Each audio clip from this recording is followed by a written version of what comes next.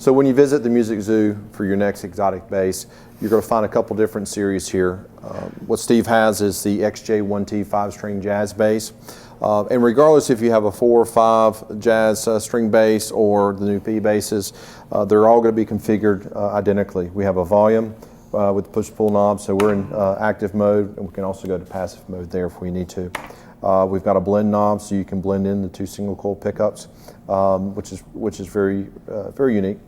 Master tone, bass, mid, and treble. Then we have our mid boost and our treble boost switches here.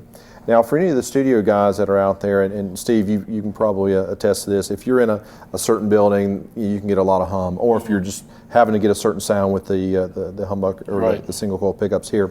We have a really unique offering called an HRI, or hum reduction inductor. What that does is it completely eliminates the hum in the single coil pickups, but it does not change your tone whatsoever. So we've A/B'd it. There's some videos on our website about that.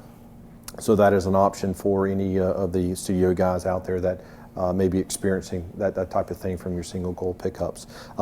But it's only available on the XJ and XP series basis. So if you want that, you've got to get the bass, unfortunately. So anyway, so they're all set up the same. This is kind of a special edition model where we did the ash body and the maple neck. Normally the 5 strings will come with alder body and then the rosewood fingerboard. But what we're going to do now is Steve will play a little bit for us. This is actually the same model and style of bass that he uses on his show at the Godspell, and plus the Fretless, which we're going to demonstrate next. But then again, all of the basses that you'll see will have the same exact layout, and same options are available on all those basses. So Steve, let's check out the XJ. We'll switch to the Fretless XJ version, and then we'll check out the new XP P-bass style bass. Sounds good. Steve, there you go. So, as Ben mentioned, I play at a Broadway show, Godspell, on 50th Street in Manhattan. And originally, it's a theater that's in the round. It takes a little bit of explaining for the next part. But so the speakers in the house are not facing out like it traditionally would be. They're all kind of facing in and down on each other. So the sound situation there is a little more unique. I was originally playing one of the basses with the alder body and a rosewood fingerboard. And the sound, people thought that it maybe didn't have quite enough definition or brightness to it. So instead of like messing with a lot of the tone, I just thought, well, I'll bring in this bass and try and see how it sounds. So I brought this one in and played through the show, and they were like, yeah, that's the one. It kind of cleared everything up. And I love the sound of it. It's just, you know, a different type of tone than you hear with like the alder body and the rosewood fingerboard. So for the show, it was perfect. It's a lot of like basic rock type tunes, like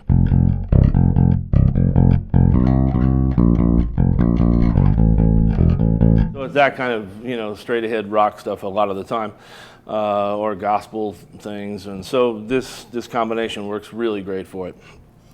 The nice part about it is I get to use some tone control things. There's one tune in the show that's like a 60s style thing where it's like a muted pick sound. So I boost a lot of the mid-range and some treble and leave the bass flat, and then you know.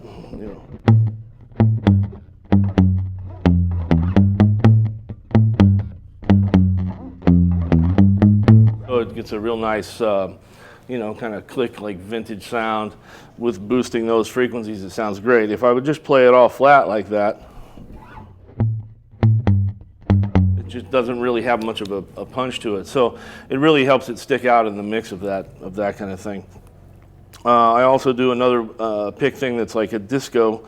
So I roll the pickup to only the front pickup and nothing on the back pickup, and play a little closer this way. And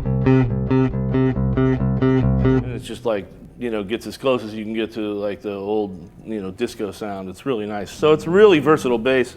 Most of the time in the show, I use it just with both pickups on and maybe just a little bit of bass boosted. And here's the sound I use for that. Like, it's just.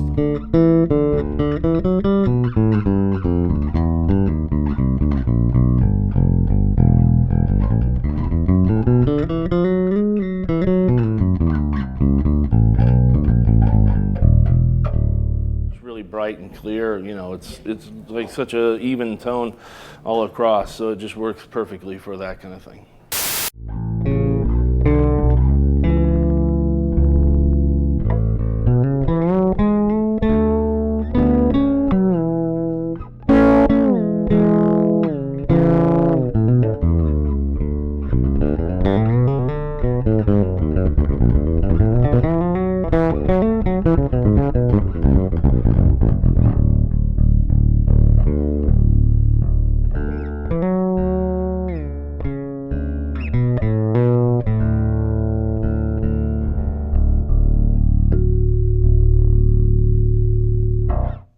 So this is the Fretless XJ1T5. This is the other bass that I use on the Broadway show Godspell. And they wrote a few, you know, like ballads, kind of solos where I play some melody things that are really nice. One of the things is kind of an effect they wanted, like a bow double bass. So I play from, I slide from the notes and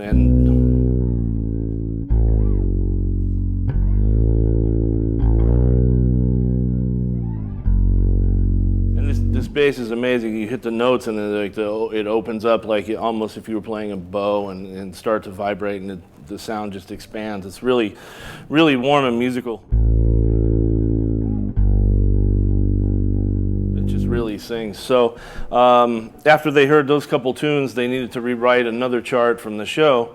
And the orchestrator decided that he loved the fretless so much that he wrote the other tune with a lot of fretless stuff in it too. So it's really fun for me. I get to play it a few times a night, and you know, really like slide around and have some fun. A lot of the stuff they wrote was really low. Some low D's, low C's and everything, and the notes just kind of take over when you hit those. So it's really a lot of fun to play. All the XJs have a line fingerboard, so it's really nice to see, especially, you know, in a show or kind of in the dark. You get to check it. Also, on this, you can't really see it from the front, but the top dots are like glow in the dark a little bit. So at the end of one of the songs, I'm supposed to slide down from really high and hit an A. And so they usually like kill the lights just as that's happening. So by the time I get to my last note, the only thing I can see are the top dots, and it's glowing. So it's perfect. I'm never like, oh, where's that note? You know, it's always, you know, I can slide right to it. So it's great. The way I have this set up to get that real growly sound like that, the volume is all the way open. The tone, or the pan knob between the pickups, I have panned slightly back to the back pickup. So if I pan it all the way back, it's real throaty, nasally, growly, like Jocko kind of thing. But I just have it where it just barely opens the tone up like that, and I stop it right there. And I have the tone all the way open. The bass boosted maybe halfway, and the mid-range boosted maybe 3/4 of the way up, with the lower setting of the two mid-range controls, and the treble is flat. So I've been extremely happy with the sound that I got from it, and everybody really seems to love it. You know, all the melodic stuff, and just exactly what I was looking for in a fretless.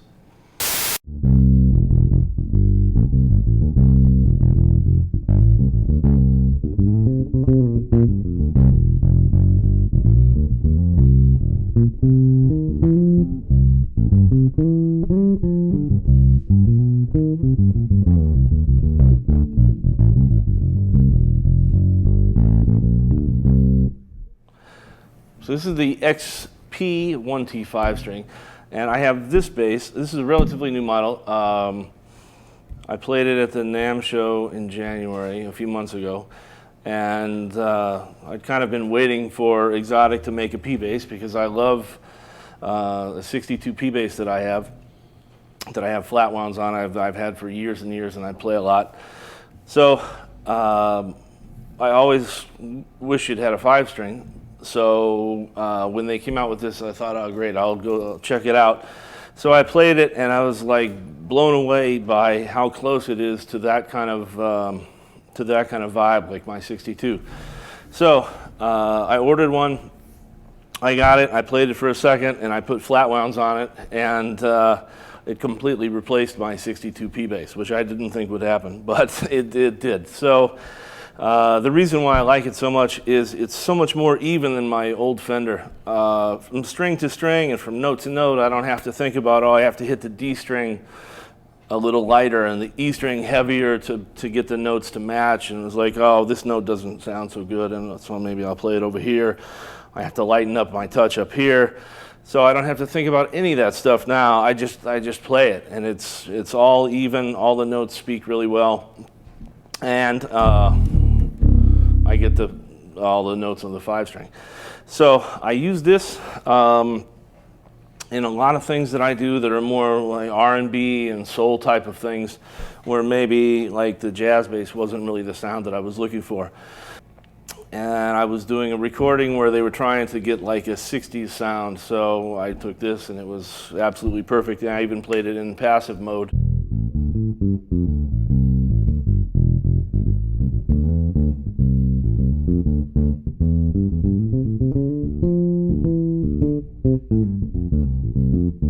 Just like, man, it nails the 60s thing so well, especially in passive like that. I have the tone rolled all the way off. You can roll it all the way on, and here's back to active, and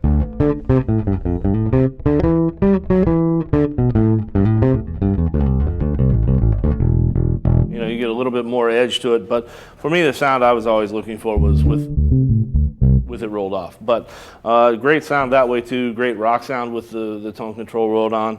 But again, you know, all over the fingerboard. Up and down the strings, everything, it's like super even and really like that sound.